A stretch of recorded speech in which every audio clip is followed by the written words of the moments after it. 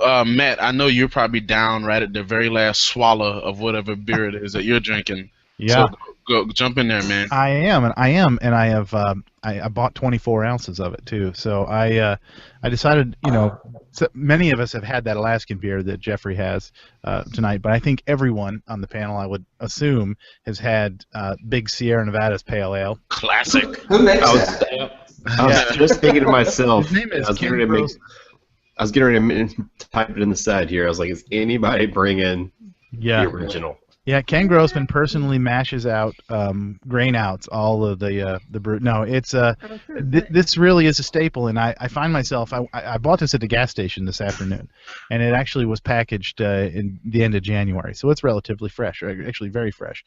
And into the gas, one of those gas stations has got a beer cave, right? Cooler doors, you walk in, Yeah. and macro, as far as the eye can see, and there was a craft shelf, I'll call it, that had a couple of local brews, a couple of, they had lots of local signage, but about 3 local beers, and then these guys. And personally, if you've got to make a beer decision on the go, or you're in a bad place where they don't have craft taps, typically Sierra Nevada has grown to that point where they can get on tap locations through their distribution channels, and this to me is brilliant. This is a great go-to beer here.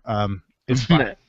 Matt, you said if you're in a bad place. If you're in a bad place, if you're in a bar that has 8 taps and they start with Coors Light, Miller Light, Bud Light, that's a bad place, And right? ends with Yuengling.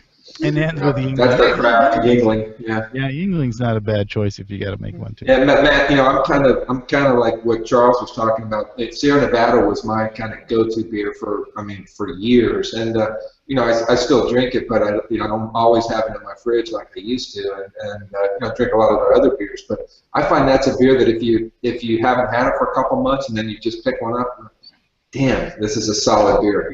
This is such a great beer. Yeah, it's great beer too. If you're having people over to the house for like a party or some get together, you're just thinking we'll load up on something that's not completely overwhelming, but it's not macro. Yeah. This is the end of my 24 ounces of this, and it is golden coppery in color. It's definitely clear. It's still bubbling away here now, so it's got plenty of carbonation in it for a pale ale, and it isn't abrasive in any way. I mean, it's not. It's well balanced and it's light.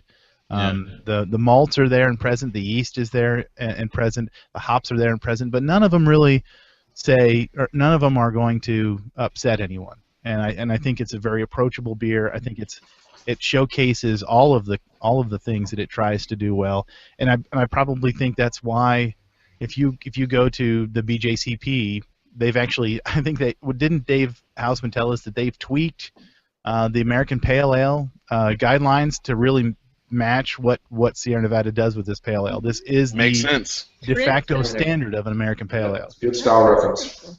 Yeah. I think that's the highest compliment. Yeah, I mean, it makes sense. I mean, there's never ever, ever, ever, ever. Anytime you get that beer, there's never anything wrong with it. Yep. Every single time, it's the same. It's consistent. And they just, I mean, hell, I've said this about everybody tonight. They can brew. They can brew. They can. So, They can. cheers to Sierra Nevada, not only for for making a good excellent pale ale, but for essentially being the standard bearer for that style in America. That's incredible. That's something to be said about that, man. That's something to be proud of.